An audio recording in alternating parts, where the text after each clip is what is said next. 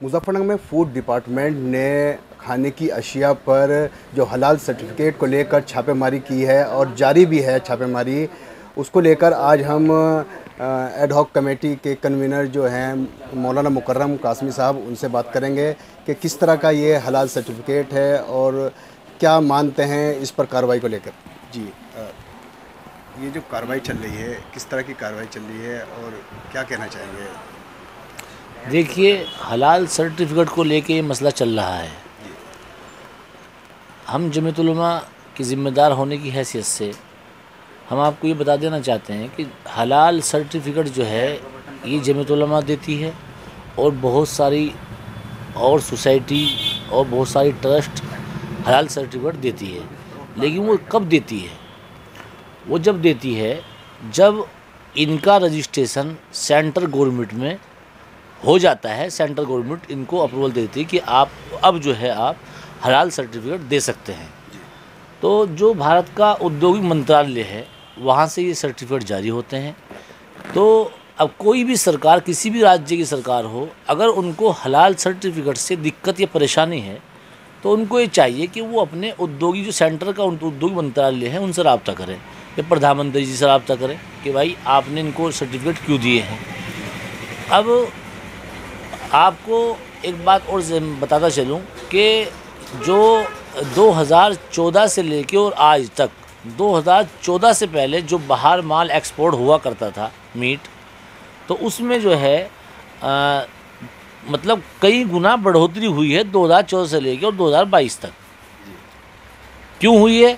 इसलिए कि इनके यहाँ ये जो है इस माल को बहुत ज़्यादा बेचते हैं बाहर विदेशों में। जो मीट वगैरह जाता है बाहर विदेशों में बहुत ज़्यादा माल एक्सपोर्ट हो रहा है और उन लोगों की शर्त ये होती है कि भाई जिस माल के ऊपर हलाल सर्टिफिकेट लगा हुआ होगा वो माल हम खरीदेंगे, वरना हम नहीं खरीदेंगे।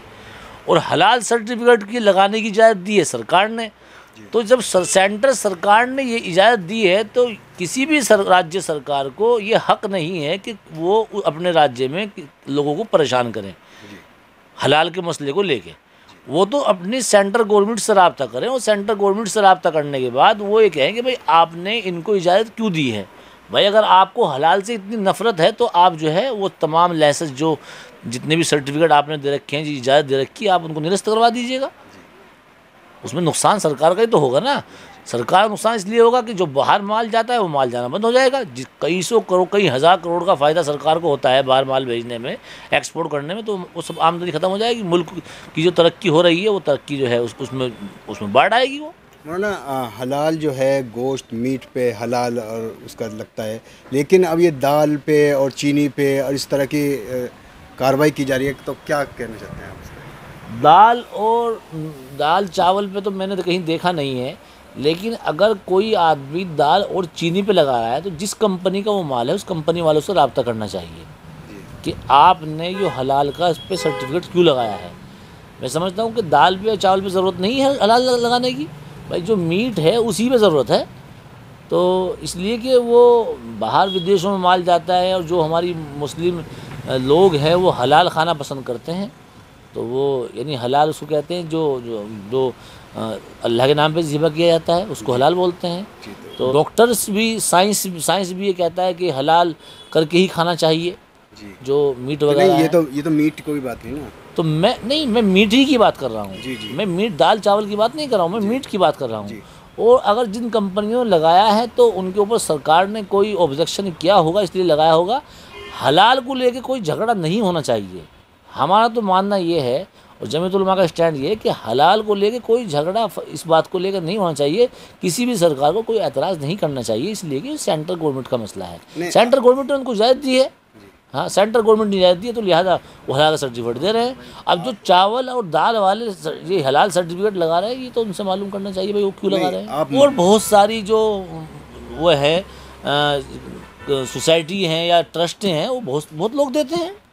तो मौलाना क्या लगता है कि गोश्त पे ही, मीट पे ही हलाल सर्टिफिकेट देना चाहिए, जो आगे जो खाने की अशिया हैं वैसी जो दाल वगैरह इस पे नहीं जाना चाहिए? देखो, ये तो ये तो कंपनी वालों से मालूम करना पड़ेगा कि कंपनी वालों ने दाल पे और चावल पे हलाल सर्टिफिकेट क्यों लगाया है। इसलिए मैं समझता हूँ कि दाल और चावल पे तो हलाल सर्टिफिकेट लगाना कोई मतलब नहीं बैठता। अब रहा मसला गोश्त का, गोश्त पे हलाल सर्टिफिकेट लगाना ज़रूरी है जब भी वो मार्केट में बिकेगा, वरना वो मार्केट में नहीं बिकेगा, चाहे वो इंडिया में हो चाहे इंडिया से बाहर हो। और हलाल सर्टिफिकेट लगाने की इजाज़त दी है सरकार ने, तो लिहाजा सेंट्रल गवर्नमेंट को ही इसमें जवाब देना चाहिए। जो ये कोई भी सरकार हो राज्य की, कोई राज्य सरकार इसके ऊपर ऑब्जेक्शन उठा रही है तो सेंट्रल गवर्नमेंट को सामने आके जो इसका उद्योगी मंत्रालय है उसको सामने आके इसका जवाब देना चाहिए। जैसे कार्रवाई की जा रही है दालों पर, इस पे तो इसकी हिमायत में है या क्या है? गलत कार्रवाई की जा रही है इस चीज़ को लेकर। तो 2024 का चुनाव है तो इसको लेके खामे खा इसको मुद्दा बना, ये कोई मुद्दा थोड़ा ही है। अच्छा, आप रोज़गारी की बात करिए, जो लोग बच्चे बेरोज़गार हैं हम उनकी बात करिए, कोई मुद्दा है, इससे क्या हो जाएगा? जब किसी को कोई दिक्कत नहीं है, किसी ने कोई एतराज़ नहीं किया तो सरकार को क्यों दिक्कत है? और जबकि यूपी में भी आपकी सरकार है और सेंटर में भी आपकी सरकार है, तो आप सेंट्रल गवर्नमेंट से रब्ता करें। आप लोगों को क्यों परेशान कर रहे हैं यहाँ? जमीयत उलमा का तो ये मानना है, जमीयत उलमा ये कहती है आपके ज़रिए से कि लोगों को परेशान करने के बजाय आप सेंट्रल गवर्नमेंट से रब्ता करिए, भाई आपने इनको हलाल सर्टिफिकेट क्यों दिए हैं? तो कहीं ना कहीं कार्रवाई जो है गलत चल रही है। हाँ, कार्रवाई गलत हो रही है, ऐसी कार्रवाई नहीं, और न इससे कोई मसला हल होने वाला है। जब आवाम को कोई हिंदू मुसलमान सब आपस में भाईचारा मोहब्बत प्यार से कि एक दुकान से माल ख़रीदते हैं, अब उन्हें कोई दिक्कत नहीं है इस हलाल सर्टिफिकेट से, तो सरकार को क्या दिक्कत है? समझ में बात नहीं आ रही। और जिसने अगर आपको कार्रवाई करनी है तो आप उन कंपनियों पर कार्रवाई करिए, जिसने जिस कंपनी की वो दाल है, जिस कंपनी का वो चावल है, आप उन पर कार्रवाई करिए।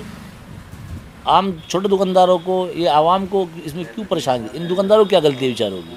इनको क्यों परेशान किया जा रहा है? आप बड़ी कंपनी से बात करिए, सेंट्रल गवर्नमेंट से बात करिए, आपने हलाल सर्टिफिकेट देने की इजाज़त क्यों दी है? कोई ना कोई कागजात या कोई ना कोई नॉर्म्स उनके पास भी मौजूद होंगे। हाँ, ये है और कुछ नहीं है इसमें। ये सब 2024 का चुनाव है, करीब है, ये उसके मद्देनज़र जो है लोगों को परेशान किया जाए, कुछ नहीं है। तो इनका कहना है कि ये सभी प्रोपेगेंडा है 2024 के पार्लियामेंट्री इंतखाबात जो आने वाले हैं उसको लेकर। मैं ज़फ़र इकबाल, ETV न्यूज़, मुज़फ़्फ़रनगर।